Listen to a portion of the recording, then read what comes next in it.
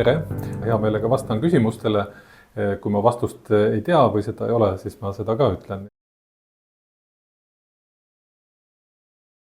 Gaseeritud jooke võib tarbida, sellest mingisugust suurt riski ja ohtu ei ole, lihtsalt asi on selles, et enamus patsiente ei naudi neid. Et see on selle gaaside dünaamikaga seotud, et mis tahavad peale operatsiooni siis nad ühes või teises suunas kohe edasi liikuda ja see tekitab sellist ebamugavust. Aga patsiendid, kes taluvad gaseeritud jooke ja kes ei tunne ennast nendest ebamugavalt, et seda hirmu ei pea nagu olema, et nad välja venitavad väikest magu või mingit muud moodi paha teevad. Et küsimus on enesetundes. See on sama teema täpselt, et kui palju siis neelates gaasi või õhku siis alla neelatakse, et kõrraga joomisel seda tavaliselt tehakse rohkem. On patsiente, kes õpivad kõrraga ilusti jooma, nii et nad ei tunne ennast ebamugavalt, et siis on see igati võimalik. Aga kui tekib gaasi, rõhatised, siis pigem mitte.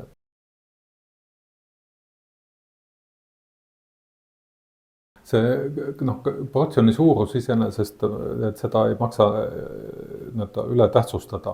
Et küsimus ongi, et millest portsjon koosneb. Et kui see koostis on tasakaalus, mitmekesine, tervislik, ilma liieldusteta, siis magusa ja rasvase osas, et siis see 300-grammine portsjon on igati sobiv pikas aja perspektiivis peale operatsiooni.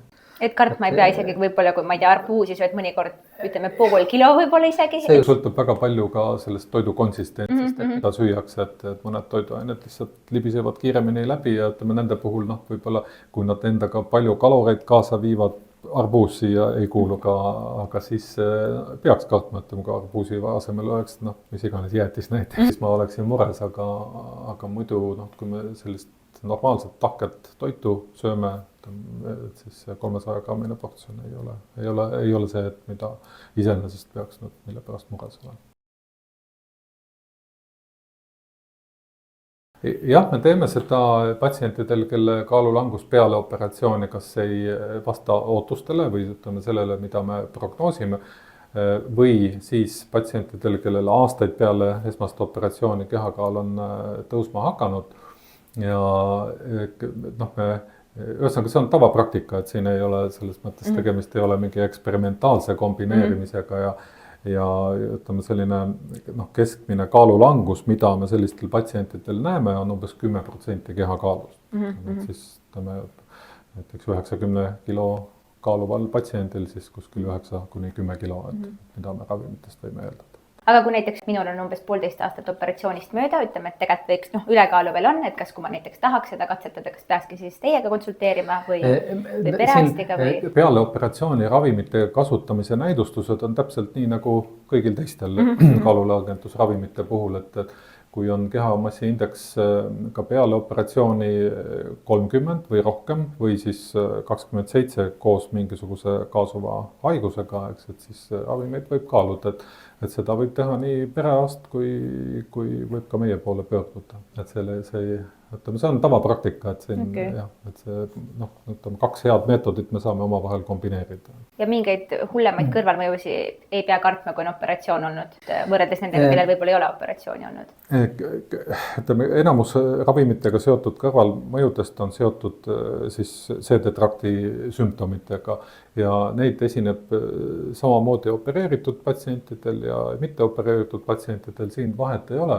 Küll aga soovitus peale operatsiooni ravimite kasutamisel on eelistada süstitavaid ravimvorme, ehk siis kui me võtame semaglutiidi, mis on siis saadaval süstitavana Ozempicuna ja suukaudsed Rybelsusena, et süstitavate vormide toime on tõhusam, eriti peale operatsiooni.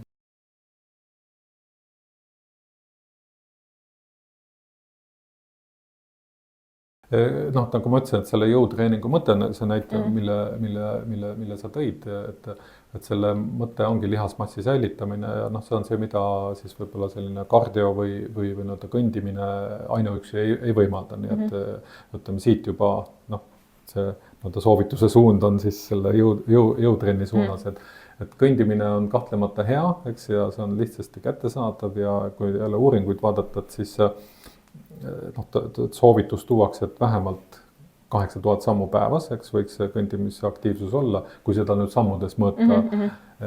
Ja eesmärk ongi, jälle uuringute põhjal, mida me sellega saavutame, on siis suurem tõenäosus, et see kaalulangus püsib pikaajaliselt. Eks me ei saavuta tingimata seda, et kaalulangus on suurem, eks, kui nendel, kes on kehaliselt vähem aktiivsemad, aga kehaline koormus just aitab hoida kehakaalu stabiilsena, mitte niivõrd rohkem langetada, aga hoida seda püsivana ja stabiilselt.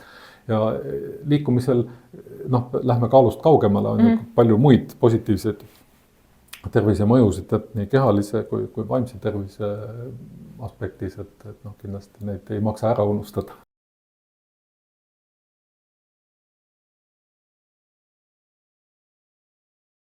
Kui me vaatame pikaajaliselt näiteks peale bypass lõikust kaalulangust, et siis ta jääb kuskile sinna 25–30% vahele algkaalust, mis on suurepärane, aga see on keskmine patsient ja päriselus me teame, et keskmist inimest ei ole olemas ja keskmist patsienti ei ole olemas, nii et me tegelikult kaalulangused võivad olla sellest suuremad ja väiksemad ja siis ütleme, et need patsiendid, kelle kohta te küsite, eks ju, siis on umbes üks patsient 20, kes siis peale operatsiooni aastate jooksul jälle saavutab oma algkaalu, eks ju, millega patsient operatsioonile tuli. Ja muidugi neid, kelle puhul kaalulangus on keskmisest väiksem, eks, või hiljem kaal on hakanud tõusma, neid on rohkem kui see üks 20. Põhjused, miks see niiviisi on, võivad olla seotud bioloogiaga, eks on see, kuidas meie ainevahetus reageerib sellisele sekkumisele nagu operatsioon, et me teame ravimite puhul, et erinevad organismid reageerivad erinevalt, et see on geneetikaga seotud, vanusega ja paljude muude asjadega. Et sellise kaalulangetusoperatsiooni sekkumisega on see täpselt samamoodi, me näeme varieeruvust. See võib olla seotud erinevate ravimite kõrvaltoimetega, eks, mida elu jooksul siis mingil näidustusel kasutama hakatakse, mis võivad kehakaalu tõsta. Et see võib olla seotud eluviisi muutusega, eks, mida jälle ma oma praktikas palju näen, on see, et kui on patsient, kellel aastaid kehakaal on stabiilsena püsinud ja nende eluviis on paigas, eks, et neil on treeningharjumus, nendel on söömisharjumused, toiduvalikud, aga kui juhtuvad elus mingid negatiivsed sündmused, eks, ja väga stressirohked perioodid on, et siis kipub ka see muu rutiin elus ära lagunema ja siis mõnikord tulevad sinna antidepressandid, eks, ärevushäirete ravimid, mis samuti kõrvaltoimena kaalu võivad tõsta ja see on üks selline võib-olla kõige sagedasem näide, eks, nendest kaalutõusu põhjustest. Et ühesõnaga põhjuseid on erinevaid ja alati ei saa kindlasti öelda, et nüüd see patsient on midagi teinud valesti või tegemata jätnud midagi, et see nii lihtne ei ole. Suur aitäh! Aitäh kutsumast!